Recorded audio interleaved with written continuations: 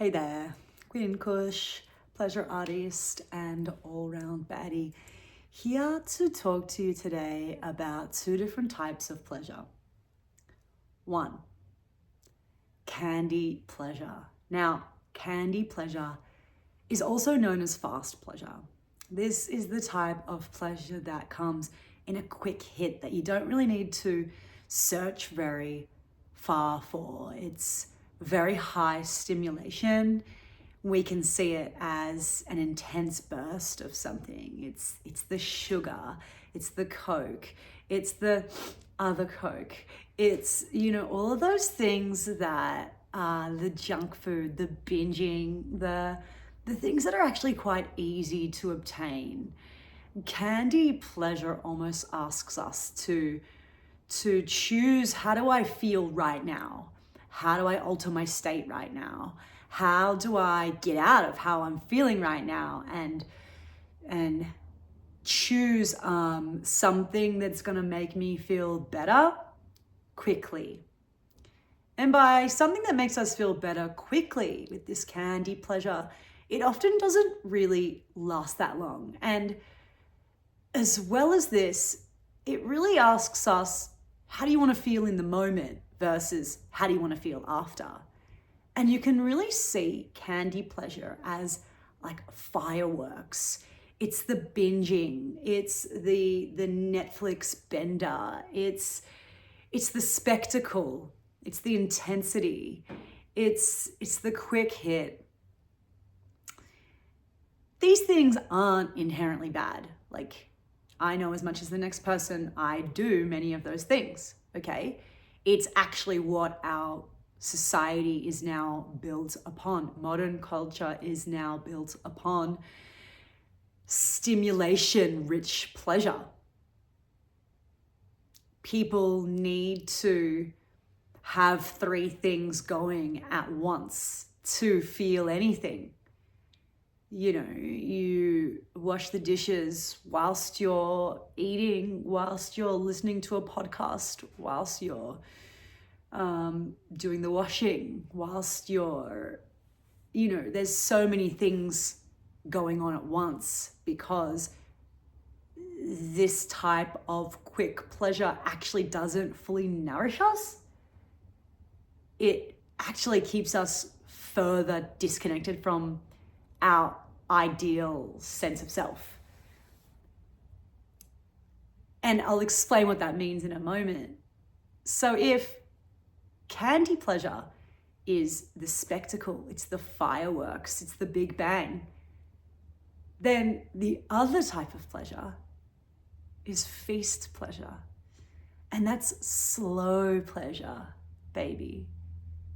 Lots of us are walking around eating the snacks on the street, getting distracted by all of the colorful, fancy things, when there is actually a feast inside of a restaurant that we just don't even have the time to go and be a part of. And so feasts, they require presence, they require effort and time and cleaning the vegetables and delegating things to people and having to make a mess and wash the dishes.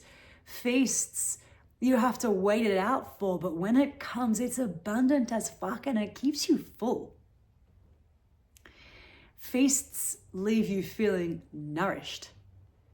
Feasting is like going for a big walk without your phone. Feast pleasure, slow pleasure, it actually requires presence. Something that has become a thing of the fucking past.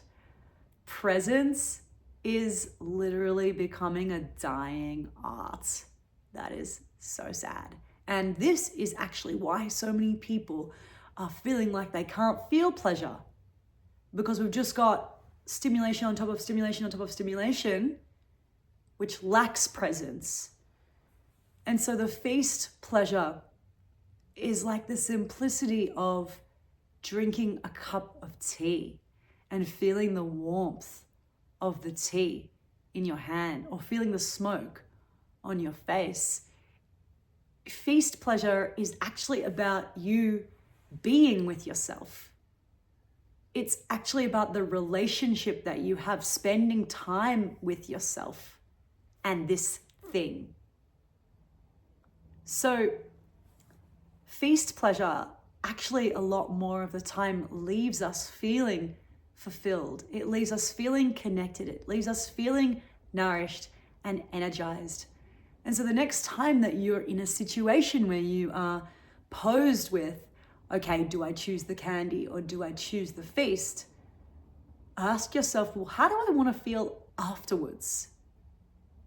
Because that's often going to give you or support you or help you at least to make a decision.